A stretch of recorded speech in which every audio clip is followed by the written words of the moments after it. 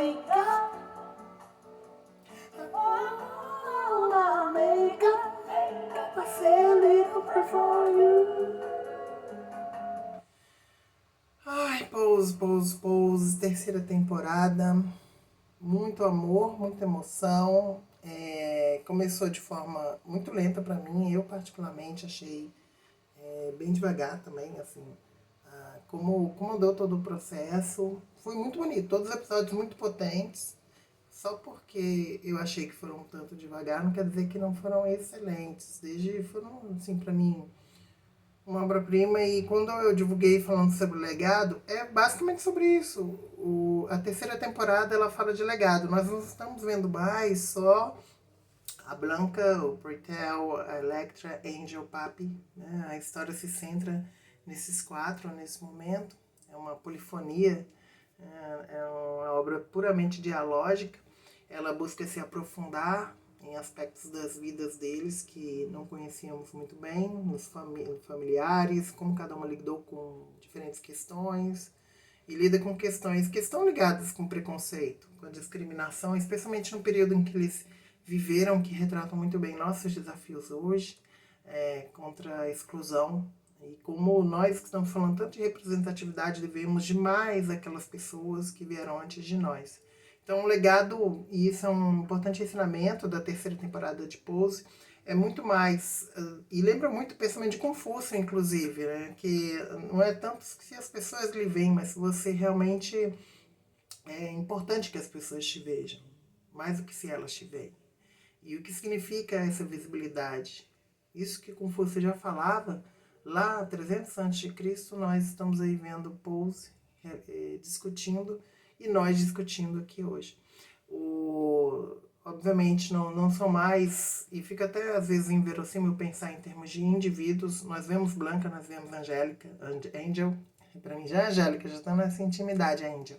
Já vemos Angel, já vemos Blanca, Britel, a gente vê o ápice de tudo que significou em termos de legado, o que Britel deixou, os ensinamentos para tantas, especialmente para Blanca, nossa mãe Blanca, o que nossa mãe Blanca nos geria, nossas mães ao longo da vida, qual o significado de ser mãe, da casa, da família, que foram tão trabalhados na primeira temporada de forma genial e que, sinceramente, a terceira temporada para mim é bem melhor do que a segunda, apesar de que a segunda tinha um foco específico, falar do movimento em si, das particularidades das questões do HIV/AIDS, e quando eu falo do movimento em si, é dos movimentários que as comunidades fazem, eu falei isso no vídeo sobre a segunda temporada de Pose, e na terceira é sobre o que ficou, o que vai ficar de tudo isso que foi feito por aquela comunidade, por aquele grupo, por aquelas casas, aquelas famílias que mudam, a casa muda, os filhos, sejam filhos biológicos, adotados, os filhos de criação, os do coração,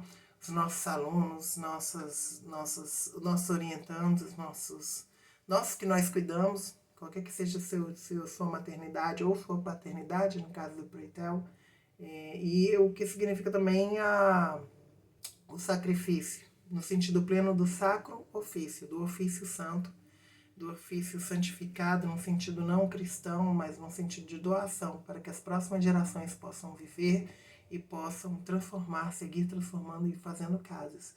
Foi, como eu disse, extremamente tocante ver o legado de Britel, entender o que significou o legado de Electra, e o que ela teve que fazer e viver, acho que é o mais importante da terceira temporada, para ser Electra, plenamente. Me lembra muito, aqui em termos de Brasil, o que foi a era das grandes cafetinas, o que aquelas mulheres, aquelas travestis viveram ao longo de séculos para que a gente pudesse estar aqui hoje, para que estivéssemos professoras, médicas, advogadas. Eu estou falando principalmente enquanto mulher trans, travestis pretas, negras, indígenas, e para que nós tivéssemos também os homens trans, as pessoas transgêneras, não binárias se nomeando, tantas gerações de travestis se identificaram também de forma não binária, mas não colocavam esse nome, e que hoje nós estamos vendo essa pluralidade de debates que vem desses séculos. Isso é legado, e o legado não se conquista de uma hora para outra, e é como de sacrifício. Como eu disse, não existe até nem muita verossimilhança em termos de individualidade. Nós vemos as histórias particulares que falam de coletivos, nós estamos vendo vidas coletivas, e isso se aproxima muito do conceito da Conceição Evaristo de escrevivência.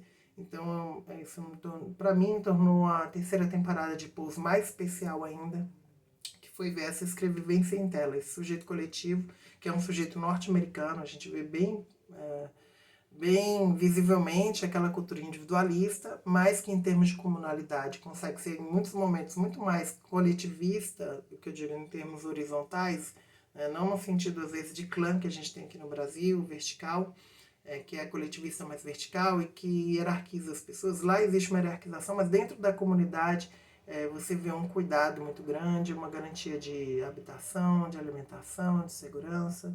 Isso é muito próprio da cultura norte-americana, ensina muito para nós. E também o senso de sucesso deles, que é diferente do nosso, em termos mesmo de família, que significava a ideia do casamento da Angel com o Papi, porque eles tiveram que passar naquele contexto histórico. O próprio personagem da Angel, acho que ele teve um bom desenvolvimento. O do Papi, para mim, foi extraordinário. Teve muitas idealizações, mas foi nesse sentido mesmo, de falar do legado no sentido mais coletivo, dos sujeitos coletivos, da possibilidade de formar outras configurações familiares aprendidas dentro da casa, com a mãe Blanca, com a mãe Angélica, com o pai Pireitel, mas também fazendo outras, inclusive consanguíneas. E essas formações e o destino de que foi deixado, o que Mãe Blanca passa para frente, o que Preitel passa para frente, qual é o sentido daqueles bailes, que são uma representação da própria vida em movimento, né? O que é a vida sendo uma grande dança? Como é que a gente vai fazer, como dizia o Nietzsche, né? Como é que a gente vai fazer uma ciência que não solta fogo pela boca, que não dança, teorias que não dançam, o que a gente vai fazer com essas teorias, né? Então, é sobre isso. É sobre o baile, é sobre a dança, que é a dança da vida. Tantos que nos deixaram esse legado, tantos que seguem. Recomendo fortemente. A terceira temporada faz jus a toda a temporada. Se iguala, a meu ver, à primeira temporada, mas dá uma conclusão digna para aqueles sujeitos coletivos, não necessariamente enquanto dramas particulares. Isso eu acho extremamente rico também.